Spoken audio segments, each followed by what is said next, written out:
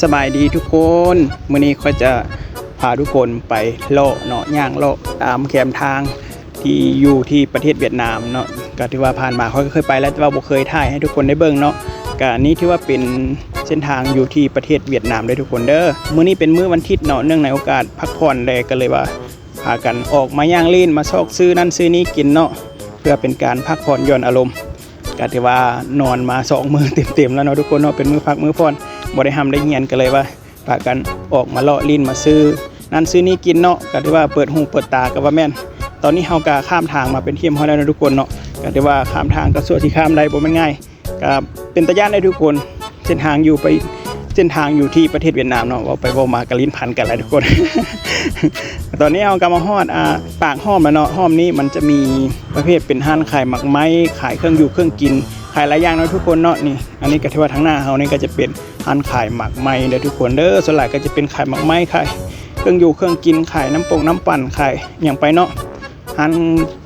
นข้าวเปียกห้านเฝอกันนัดสมเทียบใส่บ้านเฮาก็จะประมาณนั้นแหละทุกคนนี่ตอนนี้ก็ที่ว่าเฮามาฮอดห้านขายเกิบเนาะก็ที่ว่า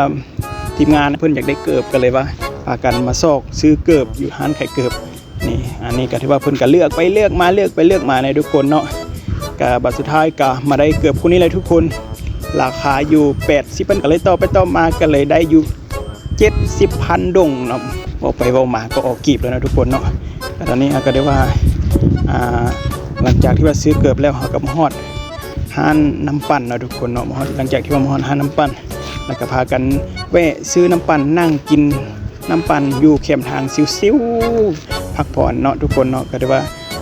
นี่ตอนนี้เราก็มาได้นั่งกินน้ำปั่นอยู่แคมทาง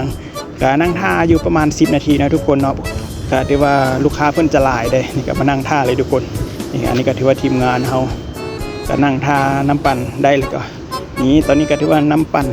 เฮาก็มาเป็นที่เฮียบห้อยแล้วทุกคนเด้อนี่อันนี้ก็ถือว่าเป็นน้ำปั่นเนาะเอาไปเว้ามากันลิ้นพันกันนี่เลยทุกคน นี่อันนี้ก็ด้วยเป็นน้ำปั่นเฮาก็ราคาก็บ่ได้แพงเนาะอยู่ที่ประเทศเวียดนามประเภทเป็นน้ำปั่นเป็นอันนี้ก็จอกนึง20,000 ดงเด้อทุกคนนะนี่เฮาก็มาจิบกันเลยแซ่บเนาะแซ่บคือกันกับอยู่ประเทศลาวแหละก็ราคาก็บ่แพงถ้ามาสมเทียบใส่อยู่บ้านเฮา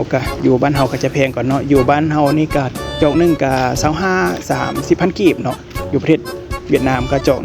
20,000 ดงน้ำปั่นละเฮาก็จะได้กลับแล้วทุกคนเจอกันคลิปหน้าด้วยทุกคนเด้อบ๊ายบาย